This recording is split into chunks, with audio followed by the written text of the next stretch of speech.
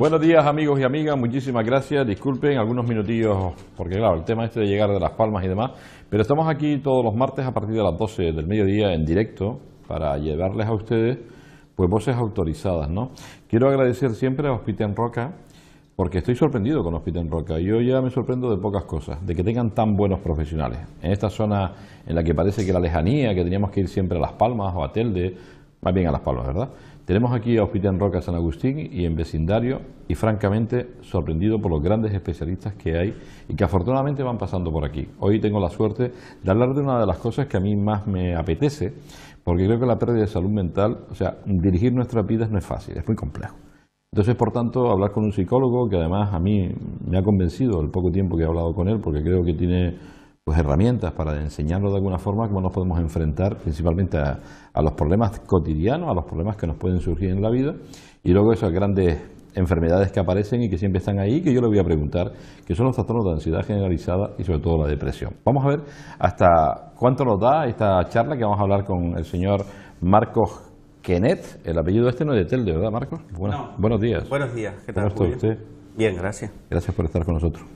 Gracias a ustedes. El apellido no es un apellido, es un nombre realmente. ¿Esto es un nombre? Sí, es inglés. ¿Es inglés, me decías? Sí. Oye, psicología. A mí la psicología me apasiona porque es una disciplina que tiene unos 100 años, es joven, ¿eh? La psicología no es tan antigua como otras disciplinas, ¿no? Pero ha venido realmente a cubrir algo que es tan importante, que es solventar problemas que tenemos los seres humanos, todos, ¿verdad? Todos tenemos conflictos con nosotros mismos y con los demás, ¿no? Efectivamente. ¿Qué es la psicología? ¿Para qué es lo que puede hacer un psicólogo con todos estos temas del vivir? Bueno, un psicólogo puede hacer muchísimas cosas, pero digamos que básicamente la psicología podría ocuparse ahora mismo de hacer que la vida de las personas sea más significativa, que esté más llena. Pero no tratando de imponer valores de la sociedad, ni del psicólogo, por supuesto, sino tratando de que la persona encuentre de nuevo, si es que lo ha perdido, aquello que es importante para ella. Bien, nos encontramos dentro de la psicología distintas ramas, distintas corrientes. Yo te preguntaba que si eras cognitivo-conductual, ahora nos dirás cuál es tu línea de actuación, ¿no? Pero nos encontramos en psicoanálisis, nos encontramos distintos tipos de psicólogos que estudian otras cosas. Me decías que tú estabas orientado a la terapia de aceptación y compromiso. ¿Por qué no nos explicas esto? Primero, contéstame a esas corrientes distintas a la tuya. Sí. ¿Y cuál es tu opinión? La terapia de aceptación y compromiso estaría englobada en lo que se llaman terapias 3G o terapias de tercera generación. Y nace precisamente de aquellos casos en los que la terapia cognitivo-conductual no ha sido efectiva.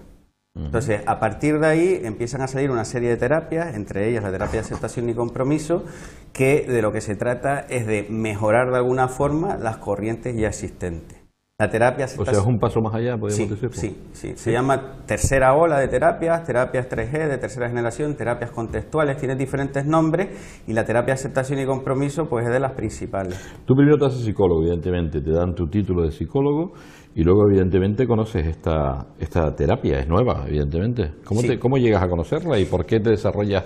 ¿Qué convencimiento tienes? ¿Por qué crees que sí esta terapia de aceptación y compromiso, digamos, es la buena, es la que realmente va a solventar un montón de problemas que hasta ahora siempre se quedaba con una pata coja, ¿no? Porque yo conozco mucha gente que van al psicólogo y terminan o abandonando o terminan no convencidos de que lo que les están haciendo es lo correcto. Pues vamos a ver, cuando un paciente va a consulta, nosotros le explicamos también cuál es la filosofía, entre comillas, de la terapia. El paciente debe estar convencido para seguir esa terapia. Sí. Pues digamos que lo mismo me ha pasado a mí. No es que fuera como paciente, sino que en la carrera pues te dan una serie de... te explican los diferentes enfoques, las diferentes corrientes que hay y tú vas viendo. Parece que la que impera es la terapia cognitivo-conductual. Pero de alguna manera te informas también de esas terapias más modernas que van llegando y llega una, en mi caso, en la que digamos que algo por dentro te cambia y te dice que como a este paciente en el que se lo explicas y le convences, pues a mí me ha convencido también. Fíjate una cosa que a mí se me está ocurriendo preguntarte y que creo que puede ser importante. ¿Tiene algo que ver esto con el tema cultural? O sea, cualquier persona le puedes aplicar esta terapia de aceptación, sí. ¿O es más fácil aquella persona que, evidentemente si colabora es más fácil, pero aquella persona que realmente tiene un nivel para entender estas cosas? Porque en las palabras, en estos vocablos, terapia de aceptación y compromiso, el paciente se tiene que hacer responsable de su vida. No me imagino que tú vas a darle la mano y vas a estar permanentemente las 24 horas con él, ¿no?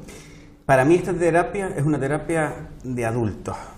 Me refiero, se aplica a niños también, se aplica a adolescentes, por supuesto, pero digamos que me gusta esa expresión porque la mano se le da al paciente, pero solo al principio. Lo que le enseñamos, desde mi punto de vista, esto ya es un punto de vista mío, es a madurar, en el sentido de que se le dice, tienes que aceptar lo que no puedes cambiar y comprometerte en cambiar lo que puedes cambiar. Es decir, se le dan herramientas para que sean ellos los que cambien su vida. Entonces, en ese sentido me parece una terapia que lo que demanda del paciente es madurez, pero eso es independiente del nivel cultural.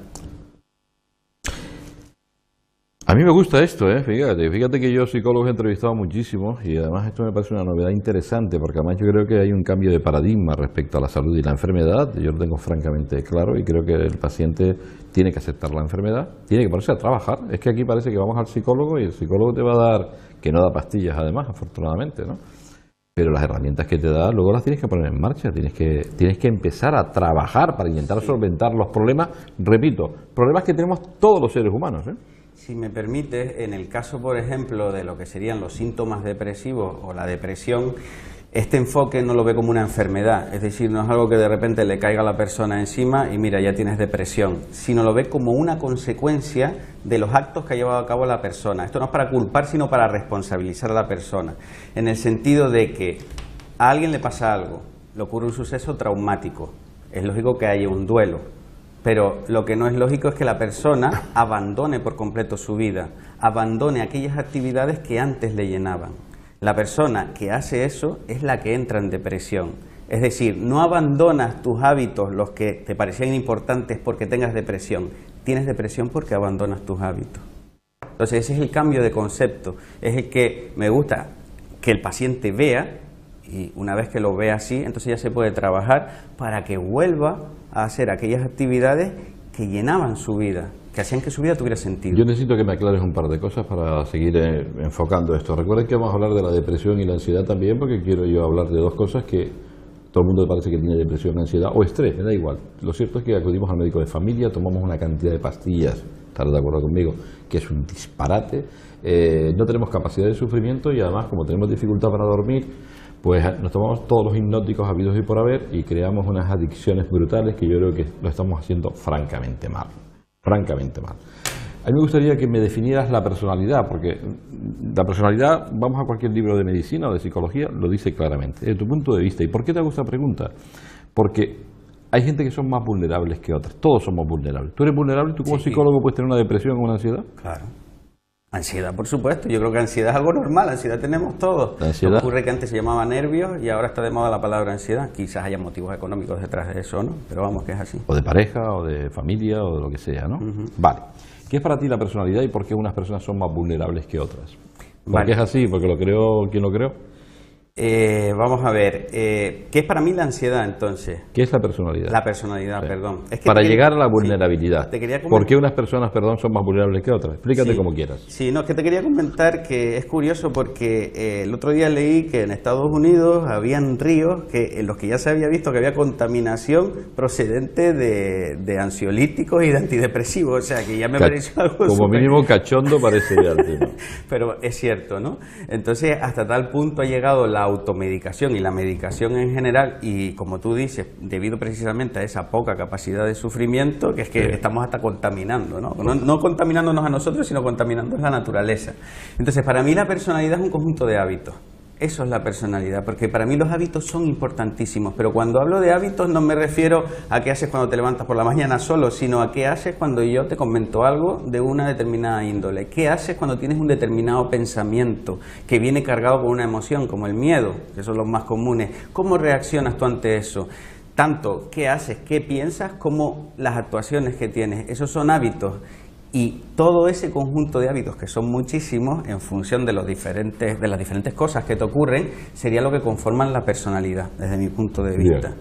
Entonces, la vulnerabilidad. Exacto. Vamos a ver, lo importante no es tanto la vulnerabilidad. Tú eres menos vulnerable que mucha gente porque tienes la formación y herramientas para enfrentarte al miedo, por ejemplo. No, yo no creo que sea menos vulnerable. Tener miedo es algo humano, algo normal y algo en mucho... Miedo irracional. Exacto, vale. El miedo irracional, no hay ningún problema por tener miedo irracional. El problema es cómo reaccionamos ante ese miedo irracional. Yo puedo estar aquí y tener ahora mismo el pensamiento de que me están grabando, de que me puedo estar poniendo nervioso, de que me están mirando. ¿Te están grabando? Me están evaluando, efectivamente.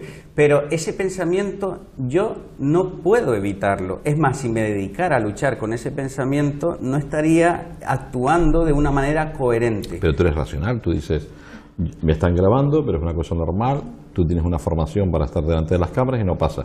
Yo te aseguro que en 30 y tantos años que llevo en esto, hay gente que tiene pavor. Ahí voy.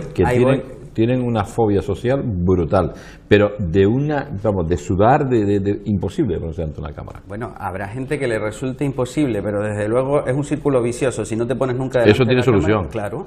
Pero a donde quiero llegar Sí. es a que el problema no es tener el pensamiento, el problema no es sentir el miedo, el problema es cómo tú actúes una vez que hayas tenido ese pensamiento y una vez que estés sintiendo eso. Por supuesto que tengo el pensamiento, pero no condiciono mis actos en base a ese pensamiento. No soy esclavo de ese pensamiento o de esa emoción, si hablamos de la emoción de miedo. En el caso de ese presentador, pues una vez ha condicionado sus actos, una vez ha dejado de aparecer ante las cámaras, lo único que está haciendo es cerrando el círculo vicioso y alimentando aún más el problema que tiene. ¿Tú estás a favor de la desensibilización sistemática, que ya sabes lo que significa, que es Sí. acercarse al riesgo, acercarse Pero al miedo poco a poco? con un matiz muy importante.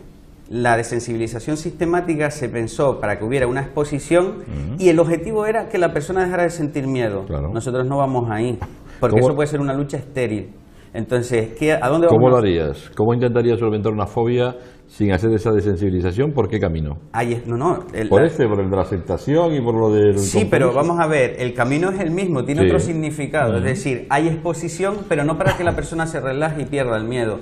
Hay exposición para que la persona aprenda que con miedo puede estar haciendo eso, porque es un problema de educación. Desde que somos pequeñitos, todos educamos de la misma forma. Si tienes miedo, no puedes hacer esto. Si estás llorando, no puedes hacer esto. Si estás triste, no puedes hacer esto. Sin embargo, lo que hay que reaprender es que, sintiendo todas esas emociones, podemos actuar y podemos hacer cosas importantes, como salir ante las cámaras.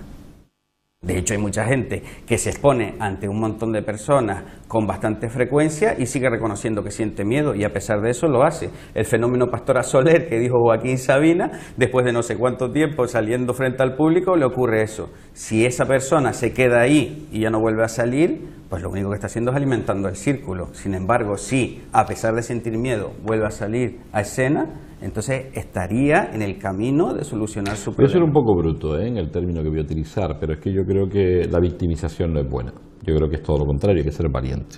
Y lo de valiente entre comillas. Sí, pero habría que ver qué es ser valiente. Con matices, porque a mí si me van a dar 2 tiros yo no soy valiente, lo que soy es tonto. No, pero yo hablando del tema de la personalidad, de aquellas personas que ven que son incapaces de hacer cosas normales y que no evolucionan y que además no arriesgan y lo que hacen es victimizar sus propias vidas, ¿no? Yo creo que es un craso error, ¿no? Y creo que lo importante es ser valiente. ¿A qué llamo yo ser valiente dentro del mundo de la psicología? Para mejorar tu personalidad, para mejorar tu puesto de trabajo, para mejorar con tu pareja, para mejorar con tus hijos. Uno se tiene que atrever a hacer las cosas. Y si no las haces, nos estamos encasillando. Alimentamos el hecho de decir, como no soy capaz de hacer aquello, no lo hago, me quedo quieto. Vale, sí. Y no me desarrollo como persona, Sí. porque yo soy de gente que dice, yo me atrevo a hacerlo. Sí. Y empiezan y al final terminan haciendo... Vamos a ver. Esto, ¿Me has entendido por dónde sí, no, voy? te he entendido perfectamente lo que estoy pensando, como lo oriento, la respuesta. Pero vamos a ver, se habla mucho de la zona de confort y, Sí. yo lo toco como concepto porque es verdad que existe Sí. y está ahí. Cuando una persona está en una zona de confort reducida, está muy cómoda y está segura, pero está vacía. Cuando la persona sale de esa zona de confort, está insegura, por lo tanto la inseguridad debe existir porque es normal que exista. Es buena la inseguridad. Sí, es buena en tanto en cuanto somos humanos. En dosis. Sí, y no solo la inseguridad, sino la Si yo cojo el incomodidad. coche y me pongo a 500, me mataré seguramente. Claro, pero bueno, vamos a El ver. ser inseguro, el ser prudente, el miedo y todo ese tipo de cosas Es que antes te te hace hablaba- conservar la vida. Aquí hay dos cosas. Antes te estaba hablando de los valores, de lo que es importante para la persona. Nosotros cuando una persona viene a terapia, redescubrimos sus valores dentro de diferentes campos. El trabajo, la familia, el crecimiento personal, hay varios. Entonces, eso va a ser la brújula del paciente y del terapeuta, en este caso, con ese paciente. Eso va a ser la brújula. De esa manera se orienta. Entonces, si esa es nuestra brújula, tenemos claro cuál es el camino que vamos a seguir. Tenemos claro a dónde tenemos que apuntar. Pero la historia es, y perdona porque creo que es muy importante decirte esto, todos tenemos una mente que funciona genial cuando es una herramienta, cuando la usamos nosotros, es muy poderosa, pero la mayor parte del tiempo no la estamos usando nosotros, la mente funciona sola, es como un televisor que emite durante 24 horas. Lo que nos va a decir básicamente esa mente, en casi todos los casos, es reduce tu zona de confort, con otras palabras, por supuesto.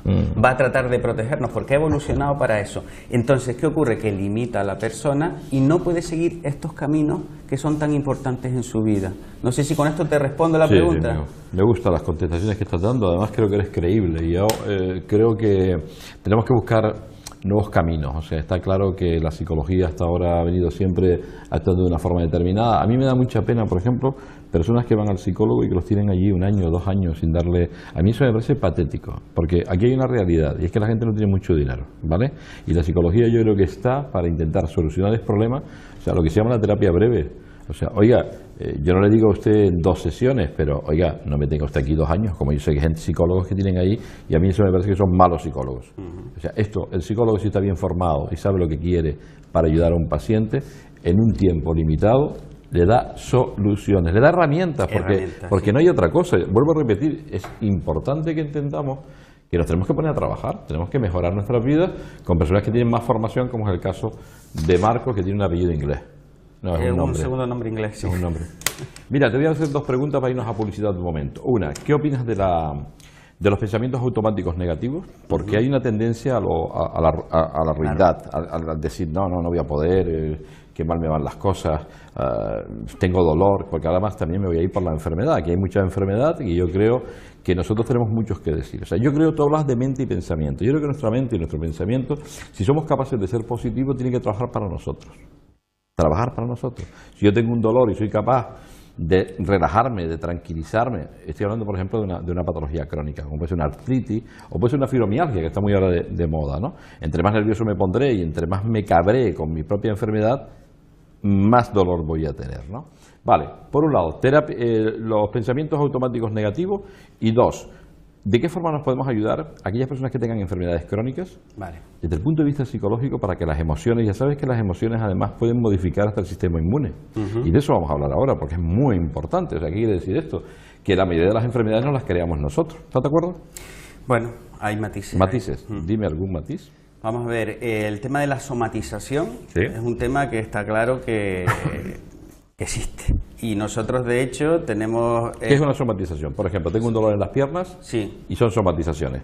Tengo un problema no resuelto, ¿es eso? Sí, cuando se hace un estudio orgánico. O del estómago, que es muy propio. El estómago es muy sensible al tema de los pensamientos. Exactamente. Nosotros tenemos una colaboración entre el Departamento Digestivo y el Departamento de Psicología en Hospitén. Muy interesante. Y de hecho colaboramos estrechamente. Pero es que, vamos a ver, cuando nosotros encontramos una determinada patología, que incluso puede ser orgánica, pero la causa, por decirlo así, no es ninguna lesión, no es nada que se pueda atribuir a algo, una causa orgánica, a pesar de tener pues una inflamación, otro tipo de patología, es cuando se puede pensar en una somatización. Además, si por otra parte se estudia un poco cuál es el contexto del paciente y efectivamente tiene eventos estresantes en su vida que pueden ser causa de diferentes síntomas, pues entonces es cuando se empieza a estudiar si ahí hay somatización o no y qué vías de solución hay.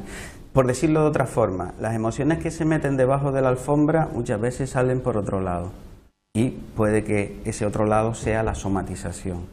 Entonces, hablo sobre todo de temas digestivos o de dolores de espalda. ¿Dolores de espalda hay contracturas? Sí. De hecho, hay un médico americano que lleva años estudiando eso, que tiene varios libros sobre el tema, y no solo es él que es traumatólogo, sino se ha rodeado de médicos de otras especialidades y trabajan sobre eso. Es decir, no solo dolores de espalda, no solo problemas digestivos, sino otra serie de patologías que en principio su causa o bien su exacerbación, es decir, están provocadas o bien alimentadas por temas emocionales.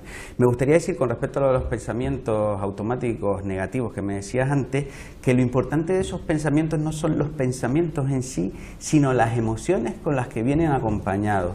Digamos que el pensamiento podría ser el papel de regalo de un regalo que viene dentro, que es la emoción. Si la emoción es intensa, ese pensamiento va a atraer nuestra atención, por tanto va a ser importante para nosotros, le vamos a dedicar atención. Si la emoción o no existe o es muy leve, no le vamos a hacer ni caso, con lo cual ese problema no va a representar nada para nosotros. Yo, en concreto, en mi enfoque, no estoy a favor de la psicología de los pensamientos positivos, de tratar de cambiar los pensamientos. Estoy a favor de ver los pensamientos como lo que son, meros pensamientos.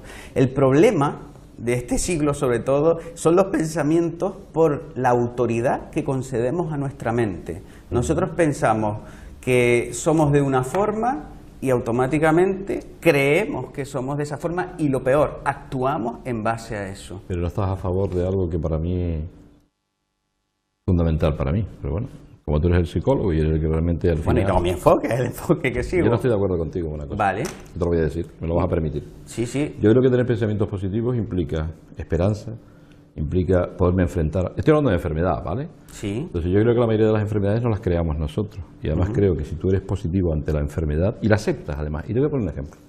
Una persona puede tener un cáncer, y no voy a ir a cosas extremas, es que lo entiendo. Y aceptar un cáncer es muy difícil, muy difícil. Pero si y está estudiado, yo tampoco estoy diciendo nada que no esté escrito.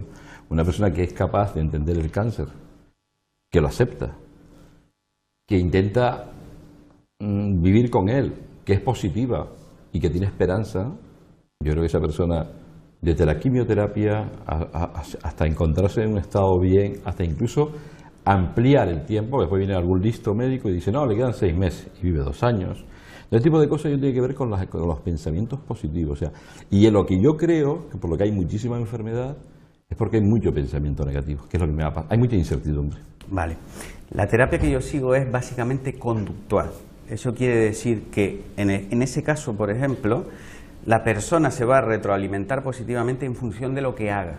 Es decir, que si llega una persona y si no hace nada, y si no hace nada lo tiene muy difícil crudo, desde mi punto de vista. Claro. Entonces, una vez que lleva a cabo determinadas actividades, que ahí es donde puede intervenir el psicólogo, una vez en alentarle, en orientarle a llevar a cabo una serie de actividades, una vez que haga esas cosas, entonces es cuando podrá subir su autoestima, es cuando podrá subir la seguridad en sí mismo, entonces es cuando podrán llegar los pensamientos positivos, pero en base a lo que esa persona ha hecho.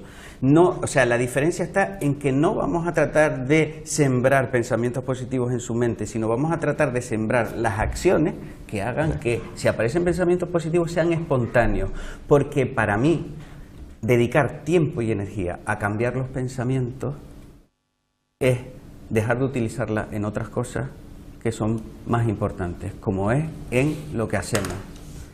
Eso me lo vas a dar en papel fumado para yo ver si me lo puedo dar. Damos un momento a publicidad. Lo que sí está claro es que ayer yo, y lo voy a decir, porque yo no quiero tener razón en nada, es que a mí me da igual tener o no tener razón. Yo lo que sí creo es que estamos esto de la enfermedad llevándolo francamente mal y yo hago culpable, entre comillas, a la forma que tiene el médico de dirigirse a los pacientes. ¿Estás de acuerdo conmigo? Ayer hablaba yo con un gerente de una clínica importante y él me reconocía una cosa, la forma de cómo decimos las cosas a los pacientes tiene mucho que ver, porque la palabra cura, tú como psicólogo lo sabes, ¿no? Entonces yo creo que tenemos que ir cambiando. Ya el Colegio Oficial de Médicos de Las Palmas ha puesto una asignatura en sexto de medicina en el que intenta de que el médico empatice con el paciente, y eso es fundamental. Y yo creo que aquí tiene mucho que ver las emociones, los pensamientos y cómo decimos las cosas. Claro, yo en eso estoy totalmente de acuerdo. Porque vamos, eso ya lo tengo tan claro, claro. Todo un paciente que tiene un problema, y en este caso era una clínica oftalmológica, y si todo un paciente que tiene un problema en el ojo, que puede ser un problema grave además, le sabes decir, bueno, usted tiene este problema porque no hay que engañar, hay que decir la verdad, pero tenemos herramientas para solventar esto, tenemos el láser, tenemos medicamentos últimos que han salido biológicos que funcionan, y bueno, y esto usted va a ir mejorando la vista y tal. Claro. El paciente sale de allí feliz. ¿Pero qué está haciendo y ahí? Colabora. ¿Pero qué está haciendo? Está orientándole en determinadas cosas que no puede lo hacen, hacer. Marcos, no lo hacen. Claro. ¿Sabes lo que hacen? Usted se ha dejado pasar aquí un montón, déjeme que me exprese de esa manera. Usted no sé qué, usted no sé cuánto. Bueno, vale, es que mire, no doy más de sí, usted qué quiere, ahora tengo un problema en el ojo y encima usted me va a decir, ¿por qué es total? No, yo creo que no es fórmula.